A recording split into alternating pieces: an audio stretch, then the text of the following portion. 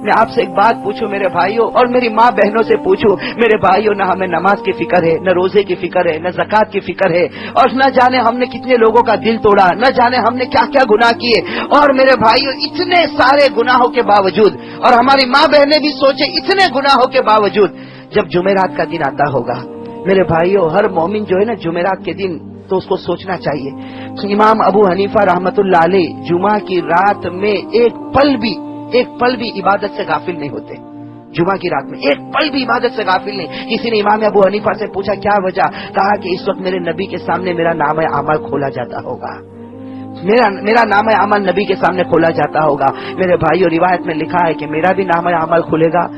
ہر جمعرات کو ہمارے نبی کی قبر مبارک کے پاس فرشتے آ جاتے، ہمارا نام لیتے ہوں گے، ہمارے ابا کا نام لیتے ہوں گے، اور کہا جاتا ہوگا کہ یہ آپ کے فلاں امتی کا عمل ہے.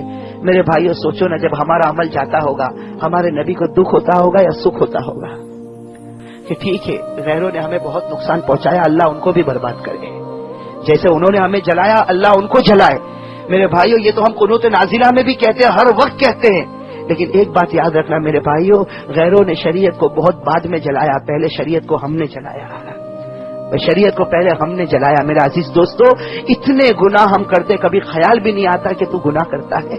میرے بھائیوں سوچو نا کہ جب نبی کے سامنے میرا نام اعمال کھلے گا، آپ کا نام اعمال کھلے گا، تو ہمارے نبی کے دل پر کیا گزرتی ہوگی کہ میرے امتی میں تیرے واسطے اتنا رو کر آیا، میرے امتی میں تیرے واسطے اتنا بلبلا کر آیا، اور تجھے میرا چہرہ بھی اچھا نہیں لگا، تجھے میری نماز بھی اچھی نہیں لگی. اس لیے میرے عزیز دوستو میں اب اپنی بات کو ختم کروں، لیکن اس سے پہلے ایک وعدہ آپ لوگ کر لو میرے عزیز دوستو. دیکھو بعد میں ملاقات ہو نہ ہو، آپ افریقہ کے رہنے والے، میں انڈیا کا رہنے والا، اللہ نے دین کی نسبت پر جو ملاقات کروائی ہے تو دین زندہ ہونا چاہیے. آج یہ طے کرو، یہ بات خاص کر کے ہماری ماں بہنیں گھر میں طے کرے یہ بات کہ اپنے بچوں کو شریعت پر ڈالنے کی کوشش کرو. مرو صبیانکم بالصلاۃ اذا بلغوا، حدیث میں ہے نا، مرو صبیانکم بالصلاۃ اذا بلغوا سبعا. کوئی عمل کرتا ہے اس حدیث پر ساؤتھ افریقہ میں؟ بھئی سوچو نا کیسے نبی کی سنتوں کا جنازہ ہم نے اٹھایا. حدیث میں آتا مرو صبیانکم بالصلاۃ اذا بلغوا سبعا، جب تیرا بچہ 7 سال کی عمر کو پہنچے اس کو نماز کا حکم دے. بھئی دے رہے ہم نماز کا حکم دے رہے 7 سال کے بچے کو، اللہ ماشاءاللہ کچھ ہوں گے اللہ والے، بھئی دے رہے اپنے بچے کو، کیوں نہیں دیتا؟ دل میں چور چھپا ہوا ہے. بھئی دینے کا تو بہت جی چاہتا ہوگا، آرڈر کرنے کا تو بہت مزاج ہے نا، دینے کا تو بہت جی چاہتا ہوگا، لیکن ڈر یہ ہوتا ہوگا کہ میں پڑھوں تو اس کو کہوں نا کہ پڑھ، ورنہ بیٹا کہے گا کہ پہلے باجی تمہیں نماز پڑھو، ہے نا بھائی. اس لیے شاید آپ نے سنا نہ سنا ہو، ہنستے ہوئے آپ بھی اٹھے کہ بھائی کوئی جوان لڑکا جو ہے کسی کے باغ میں گھس گیا، کسی آم کے باغ میں گھس گیا اور درخت پہ چڑھ گیا اور آم چوری کرنے لگا. جوان لڑکا آم کو چوری کر رہا ہے. اب چوری کرتا ہے، اتنے میں مالک پہنچ گیا.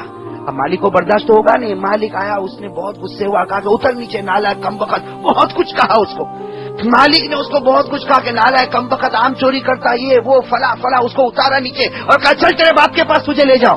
تو اس نے کیا کہا؟ میرا باپ دوسرے جھاڑ پر، دوسرے درخت پر چڑھا ہوا ہے.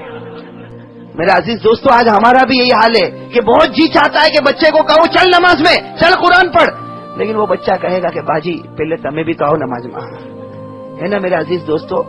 خفتارا خفتہ کے کنت بیدار، سوئے ہوئے کو سویا ہوا جگہ نہیں سکتا. اس لیے میرے عزیز دوستو آج جاگنے کی ضرورت ہے. آج ایک بات تو طے کر لو میرے بھائی سب طے کریں گے انشاءاللہ. ماشاءاللہ آپ لوگ نماز تو پڑھتے ہوں گے، یقیناً آپ نماز پڑھتے ہوں گے، اس میں کوئی شک نہیں، لیکن میں آپ سے کہتا ہوں کہ 5 وقت کی نماز جماعت کے ساتھ پڑھنے کی کوشش کریں. بھائی کس کے ساتھ؟ اور تکبیر اولا کے ساتھ اور پہلی صف کے ساتھ. میرے بھائی ایک بات بتاؤں، آخری بات آپ کی برکت سے یاد آ گئی. بھائی نماز کس کو کہتے ہیں؟ بھائی نماز کے 2 ہی درجے حدیث میں، یہاں علماء کرام بیٹھے ہیں، نماز کے 2 درجے لکھے. بھائی پہلا درجہ کیا لکھا؟ ان تعبد اللہ کأنک تراہ. پہلا درجہ تو ایسے نماز پڑھ جیسے تو اللہ کو دیکھتا. بھئی ایسے نماز پڑھ جیسے تو اللہ کو دیکھتا. کہا یہ تو نماز کا سب سے اونچا درجہ. کہا اگر یہ نہیں آیا تو نمبر 2 کیا؟ فإن لم تكن تراه فإنه يراك. اگر تو اللہ کو نہیں دیکھتا تو کم از کم نماز میں اتنا سوچ کہ اللہ مجھے دیکھ رہا. اور تیسرا کوئی درجہ نہیں ہے. بتاؤ ہمارا کون سا درجہ چلتا ہے، پہلا کہ دوسرا؟ تو کون سا چل رہا ہمارا؟ 2 ہی درجے ہیں، یا تو خدا کو دیکھتا ہو یا خدا تجھے دیکھتا ہو. لیکن ہماری نماز میں تو نہ جانے کتنے حساب کتاب ہو جاتے ہیں. تو یہ 2 درجے میں ہماری نماز آتی ہے تو پھر نماز ہے. اس لیے میرے بھائیو نماز میں جان پیدا کرو. نماز میں جان پیدا کرو. صحابہ کی مسجدیں، صحابہ کی نمازیں اور صحابہ کی ساری چیزیں اس میں جان ہوا کرتی تھی، اور ہماری ساری چیزوں میں شان ہوا کرتی ہے. اس لیے میرے بھائیو جان کو پیدا کرنے کی ضرورت ہے. اس لیے میں آپ سب سے کہتا ہوں، اور خاص کر کے اپنی ماں بہنوں سے کہتا ہوں، اور ماں بہنوں سے یہ بھی کہتا ہوں کہ اپنے بچوں کو بھی اس لائن پر لائے کہ آج سب ایک بات طے، بھائی سب طے کرتے ہیں انشاءاللہ.